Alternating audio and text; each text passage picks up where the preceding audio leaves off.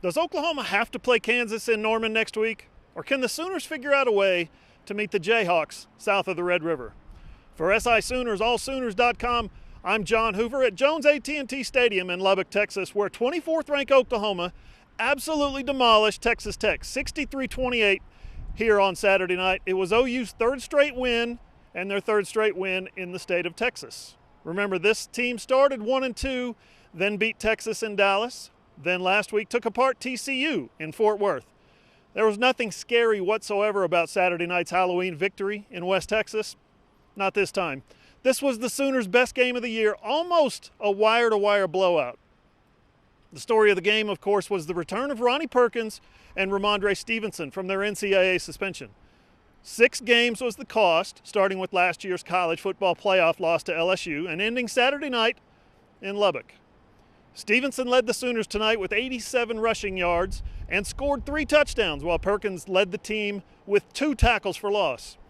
Coach Lincoln Riley said he found out only Friday night that the suspended duo could play, and he told the team 30 minutes later, and he said he thought they were going to tear apart the hotel meeting room in celebration.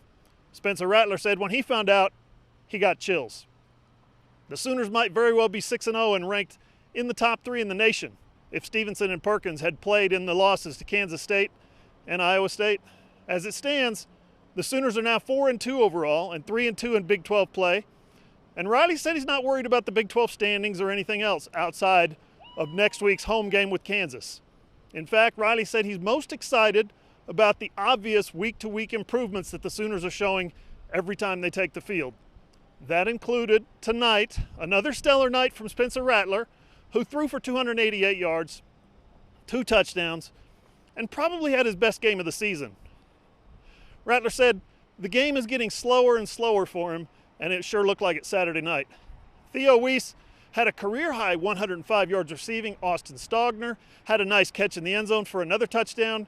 Jeremiah Hall and TJ Pledger both reached the end zone, and Mikey Henderson had his first touchdown as a Sooner. Trey Norwood had 2 interceptions on defense. Isaiah Thomas had 1.5 sacks, and after falling behind 7-0 at the outset, the Sooners dominated a Texas Tech team that came into this game with some momentum. Now, for the first time since September 26th, the Sooners can settle in for a home game. The Jayhawks come to Norman on Saturday for a 2:30 p.m. kickoff at Owen Field. For SI Sooners, allsooners.com, I'm John Hoover.